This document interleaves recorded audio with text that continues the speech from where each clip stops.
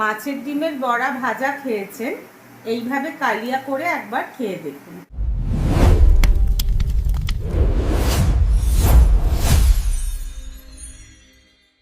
মাছের ডিমের বড়ার কালিয়ার উপকরণগুলো আগে বলে দিচ্ছি। এখানে আমি মাছের ডিমের বড়ার জন্য এখানে বেসন নিয়েছি, পেঁয়াজ কুচো, কাঁচা লঙ্কা কুচো আর আদা রসুন পেস্ট।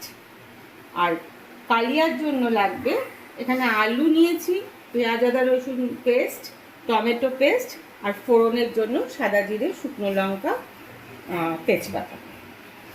প্রথমে আমি বড়াটা কিভাবে হবে আগে দেখিয়ে দিচ্ছি আপনাদেরকে। 4 চামচ বেসন দিয়ে মেখে দেখুন, যদি বেসন লাগে পরে দেবেন। এবার আমি পেঁয়াজ কুচোটা দিয়ে দিচ্ছি।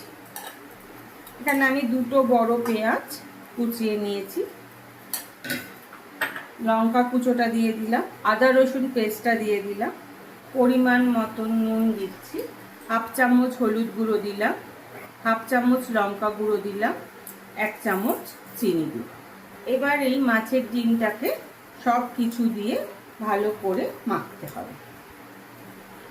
মাখাটা একটু শুকনো শুকনো রাখবেন, বেশি জল জল হলে বড়াগুলো ছেড়ে যাবে। বাকি যেটুকু বেসন আছে আমি এটা এর মধ্যে দিয়ে দিই। দেখুন আমার মাখাটা কিন্তু এরকম ঘন হয়েছে। এবার আমি কড়াইতে তেল গরম করে প্রথমে বড়াগুলো ভেজে নেব। তেল গরম হয়ে গেছে, আমি প্রথমে বড়াগুলোকে ভেজে নিচ্ছি।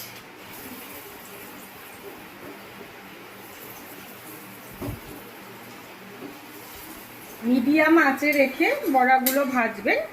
1 পিঠ হয়ে গেলে তারপর আরেক পিঠ আমি উল্টে দেবো।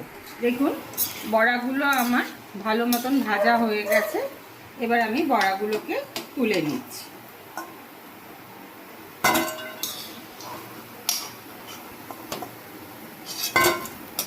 এবার বাকি বড়াগুলো আমি এইভাবেই ভেজে নেব। মাছের ডিমের বড়াগুলো আমার ভাজা হয়ে গেছে।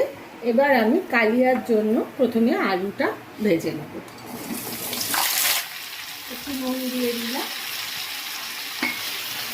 সামান্য হলুদ গুঁড়ো দিলাম। আর আলুটা লাল করে ভেজে নিতে হবে। তো আমার ভাজা হয়ে গেছে। এবার আমি ওই তেলের মধ্যেই সাদা জিরে, শুকনো লঙ্কা আর তেজপাতা দিয়ে দিলাম। ফোড়নটা একটুখানি ভেজে নিয়ে এবার আমি পেঁয়াজ আদা রসুন বাটাটা দিয়ে দিই। পেঁয়াজ আদা রসুন বাটাটা একটুখানি লাল হওয়া অবধি ভাজতে হবে। পেঁয়াজ আদা রসুন বাটাটা আমার হালকা ভাজা হয়ে গেছে। এবার আমি টমেটো বাটাটা দিয়ে দিচ্ছি।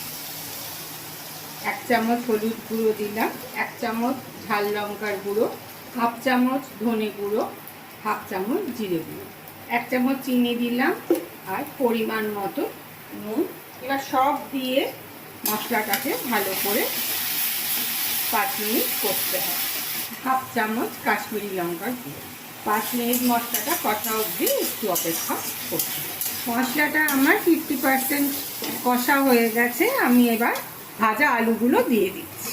ভাজা আলুগুলো দিয়ে মশলাটার সাথে ভালো করে মিশিয়ে এবার আমি সামান্য একটু জল দিয়ে দিচ্ছি। এবার এই জল দিয়ে আলুটাকে 5 মিনিট মতো মশলার সাথে কষতে হবে। মশলাটা আমার সম্পূর্ণ কষা হয়ে গেছে। এবার আমি একটু গরম মশলার গুঁড়ো দিয়ে দিলাম। এবার ঝোলটা হওয়ার জন্য আমি পরিমাণ মতো জল দিয়ে দিচ্ছি।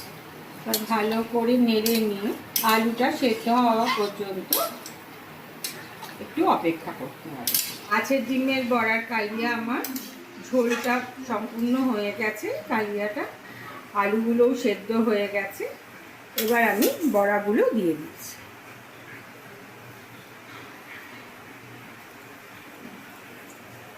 বড়াগুলো দিয়ে আমি 2 মিনিট ফুটতে দেবো। 1 চামচ ঘি দিয়ে দিলাম।